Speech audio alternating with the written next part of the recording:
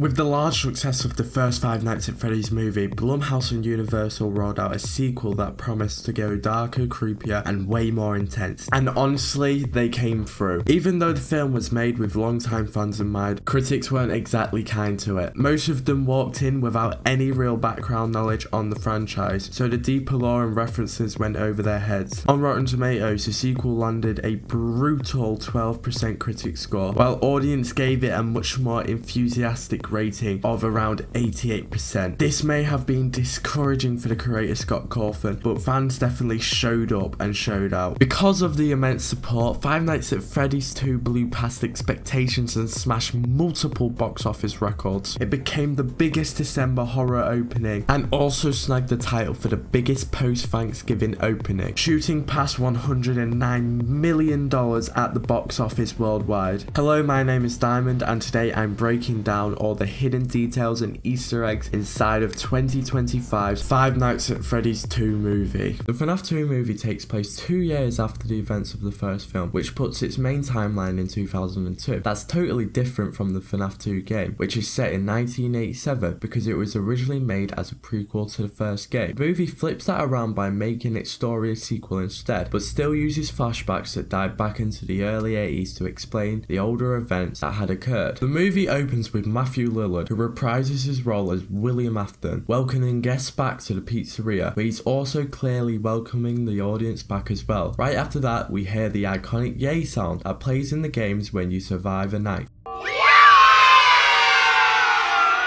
followed by a countdown. 5, 4, 3, 2, 1.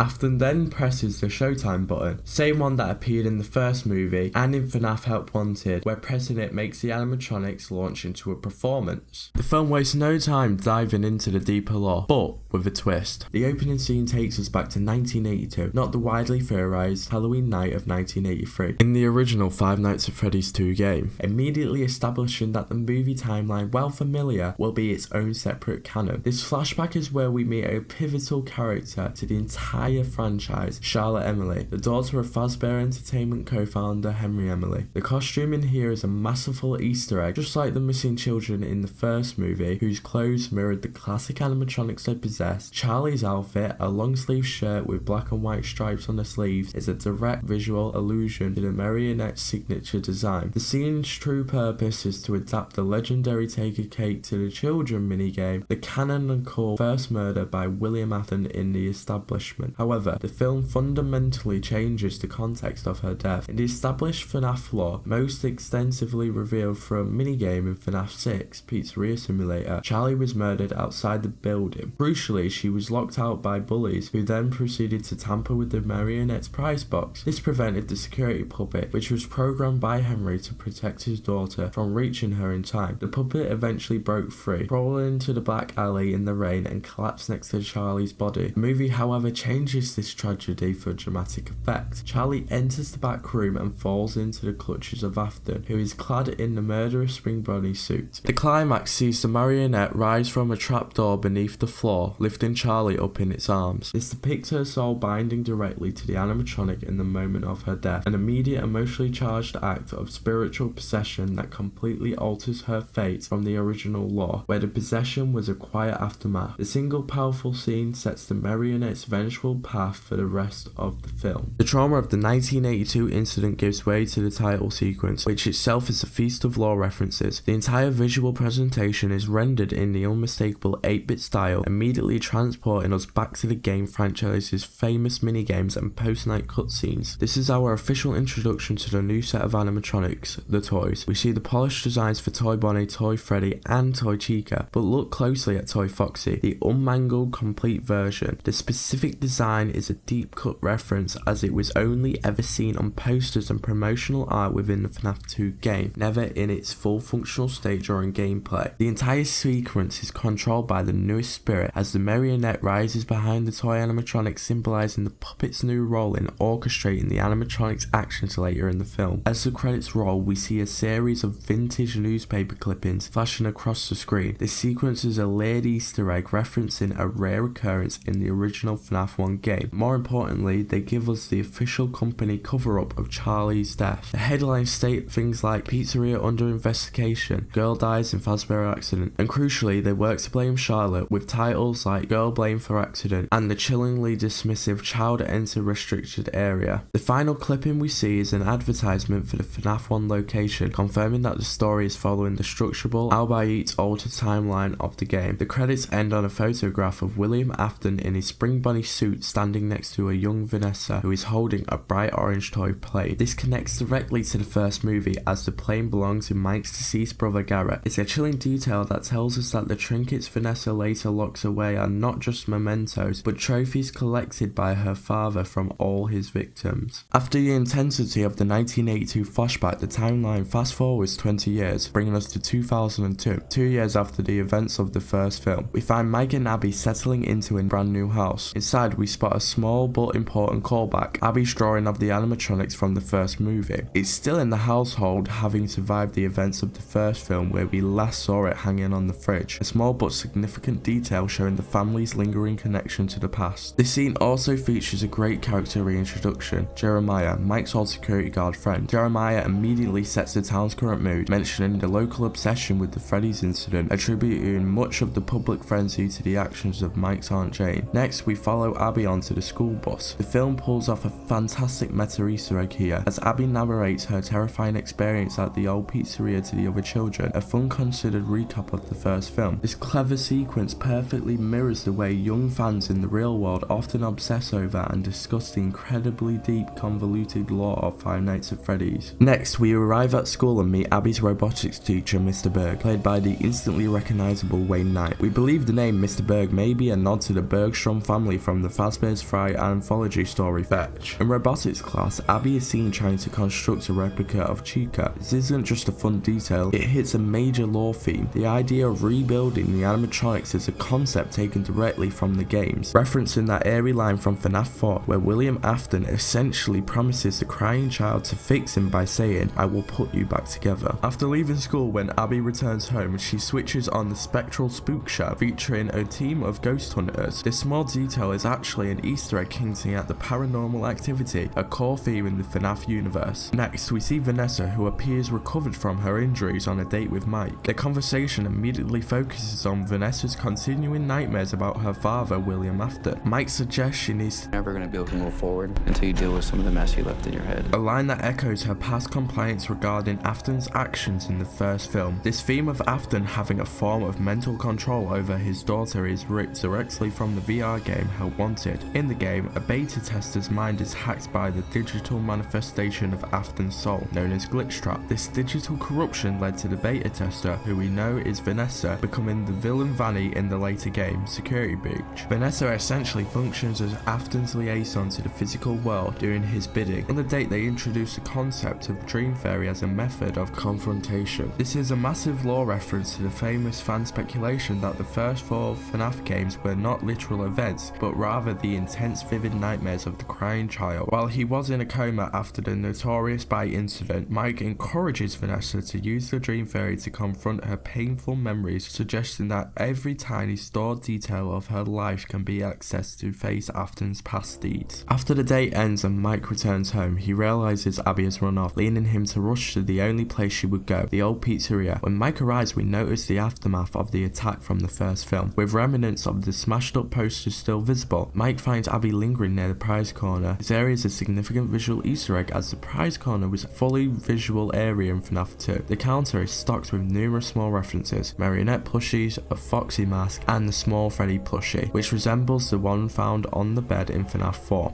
When Mike squeezes it, the plush emits a sound that is the mean version of the iconic Freddy death song from the game.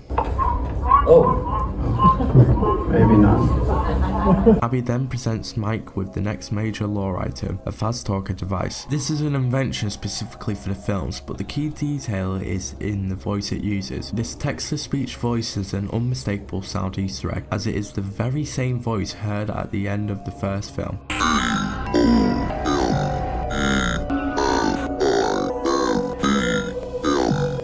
And the one used for the Marionette in the games.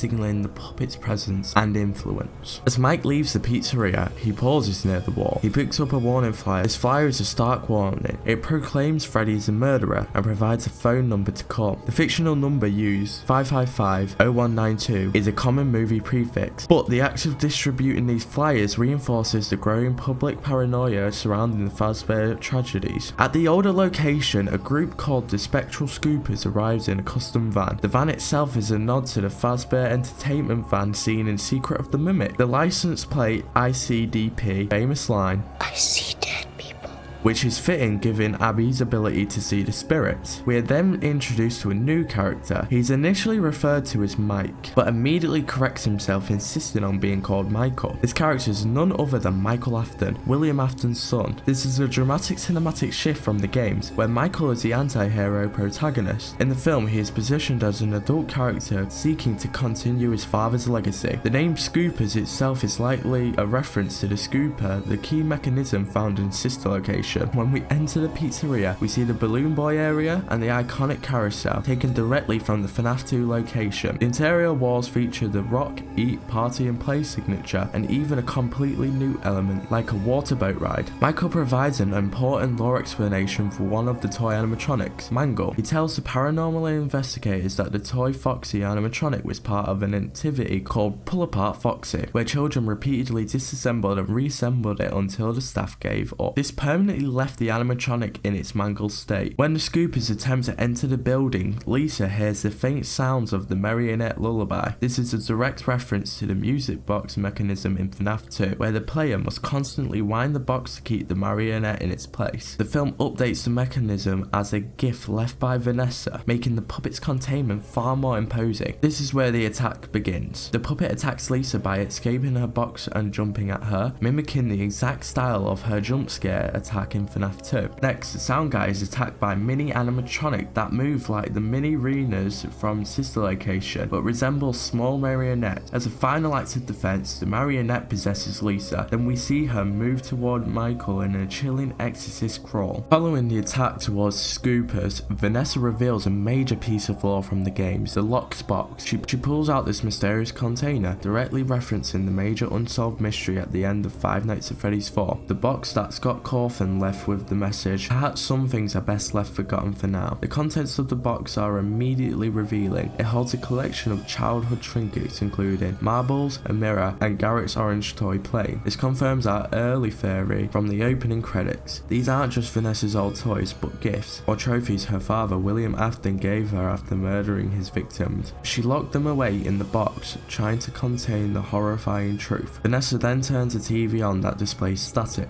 This is a great simple sound Easter egg, replicating the static screen that appears whenever the player dies in the first two FNAF games, instantly dialing up the tension. Now we enter the most psychologically intense part of the film, Vanessa's dream sequence. The house she wakes up in strongly resembles the crying child's house from the terrifying FNAF 4 game, instantly creating a sense of dread. When Afton appears, the cinematographer uses a dolly zoom, that unsettling effect where the foreground stays the same while the background shrinks, emphasizing Afton's overwhelming psychological power over her. But the biggest reveal is in Afton's office. Vanessa looks to her right and discovers Circus Baby. For those deep into the FNAF lore, this is huge. Circus Baby is the central animatronic from Five Nights at Freddy's Sister Location, and in the games is responsible for accidentally killing Afton's own daughter Elizabeth. As the dream concludes, Afton delivers his final chilling warning to Vanessa, assuring her that she'll always be his. This line serves as the cinematic equivalent of his famous line, spine-tingling quote, I always come back. Coming out of that disturbing psychological dream sequence, we immediately get a critical piece of audio confirmation. The unique metallic text-to-speech voice coming from the Faz-Talker device is an exact match for the voice heard at the end of the first film. This audio Easter egg locks in the device's function. It is the primary vocal outlet for the spirit of Charlotte, the marionette. Before the action resumes, the movie throws in a fantastic series of voice acting cameos. The voice of Toy Chica is delivered by the iconic actress Megan Fox. And in one of the biggest community surprises, Toy Bonnie is voiced by the legendary FNAF theorist and YouTuber Matt Pack, who previously made a cameo in the first movie as Sparky. Sparkies, could I set you folks up with some appetizers? We are not eating. Well, that's no fun. You do realize that lunch is the most important meal of the day. thought it was breakfast.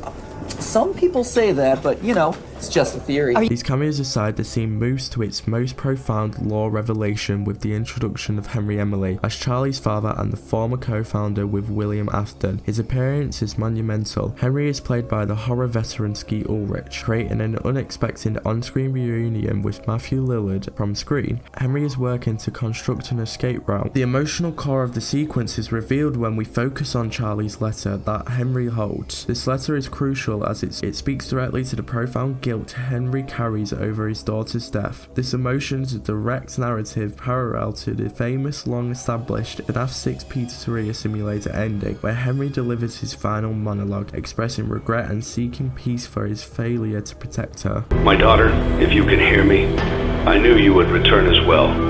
It's in your nature to protect the innocent. I'm sorry that on that day, the day you were shut out and left to die, no one was there to lift you up into their arms, the way you lifted others into yours. And then, what became of you? I should have known you wouldn't be content to disappear. Not my daughter. I couldn't save you then, so let me save you now. It's time to rest, for you, and for those you have carried in your arms. The action officially picks up right after Mike picks up a flyer from the old Freddy Fazbear's location and notices a brilliant Easter egg. The address listed on the flyer is 12525 Amazement Drive, a clear reference to the movie's release date of December 5th, 2025. After seeing this and realizing Abby went back, Vanessa races to the old Freddy's, but it's already too late. Charlie, possessing Lisa's body, has taken the crucial first step, manipulating Abby through Chica to turn off the animatronics perimeter lock. That's the system designed to keep them on the property. The film actually confirms a piece of game lore here, showing that the animatronics can leave the pizzeria, which lines up with the books and certain security breach endings. They do have a catch though. Their batteries weren't designed for long distance roaming, so they run out of charge quickly. With the lock off, we get a slightly absurd but awesome sight of Toy Chica and Abby leaving the restaurant and taking a cab. A direct funny callback to the first movie with the same YouTuber Cameo, Corey X Kenshin. The mood immediately changes with a sudden Toy Chica jump scare, timed perfectly to Talking in Your Sleep for yet another connection to the previous film. At Abby's Robotics fair, we see Charlie's vengeance fully realised. The toy animatronics are designed with facial recognition systems that make them behave aggressively towards adults, and Charlie, who died because of the adult negligence, is weaponising that programming to target every adult in the town. Meanwhile, Vanessa is dramatically attacked in her car by Mangle, mirroring an attack from The Secret of the Mimic. The best sequence starts when Mike stays behind to play a real-life game of FNAF 2. The office is a perfect one-to-one replica of the game's security office. We get a brief annoying balloon boy jump scare which Mike hilariously resolves by ripping its head off. When Chica, Bonnie and Freddy swarm the desk, Mike uses the Freddy Fazbear mask to disguise himself, but in a brilliant nod to the games, Fox sees right through the disguise, creating massive tension. Mike manages to shut them down, but the danger isn't over. Mike realizes one animatronic is still active, the Marionette. Charlie is done with Lisa and has now shifted her focus entirely onto Abby. So Mike realizes that the Marionette is still active and has zeroed in on Abby. When Vanessa confronts Charlie, she gets attacked by Abby herself, who is now Marionette controlled. It's a seriously creepy, almost Babadook-like moment. Fortunately, Mike has the perfect counter, the new music box given to him by Henry Emily. The music box features a ballerina, which is a subtle reference to the sister location character Ballora, but crucially, it plays the original Marionette theme from FNAF 2, successfully stopping the attack. Just as they breathe a sigh of relief, the house is completely surrounded. The toy animatronics are closing in for the final kill. This sets up for one of the movie's biggest deviations from the source material. The shocking reveal that Michael Afton has been orchestrating the entire thing, aiming to continue his father's work. This is a massive twist for the game fans, as Michael is generally depicted as an anti-hero seeking redemption for his father's actions. The climax arrives in a spectacular fashion, with the original animatronics showing up one by one, a total Avengers Endgame portal moment. On your left.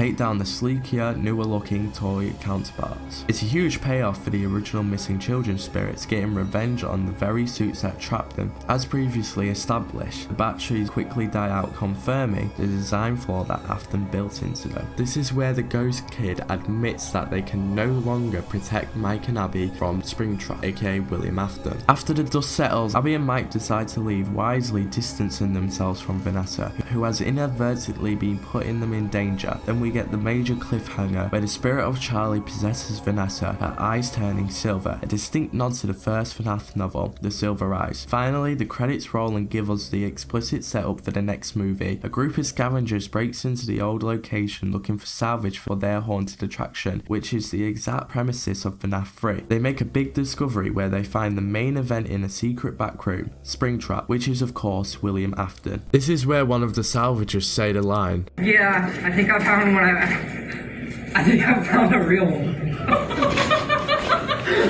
How is this still? which is directly from the FNAF 3 game. We found one. A real one. The last sound we hear is the voice of Henry Emily on an audio tape warning Mike Schmidt to be careful. He reveals that he knows so much about Afton and his animatronics because they were once business partners. 2, 1. This message is intended as a warning. Mike, I wish we'd had more time after our conversation about Charlotte, but I'm sending you this message now in case I can't deliver it in person. There are things you need to be aware of. I was William Afton's business partner for many years, and although the equipment I have left over from that time is outdated, I can still track some of the animatronics. Mike, the Marionette. Mike, get out as fast as you can. She's coming for you. This tape recording perfectly references Henry Emily's identity in the games as the Cassette Man, where he was initially heard only through the tapes in Pizzeria Simulator. Alright, this brings our breakdown to a close. If you want me to do a video on the ending and the post-credits scene and the end credits monologue, comment down below, like and subscribe and hit that bell notification, and I will see you guys in the next video. Bye everyone.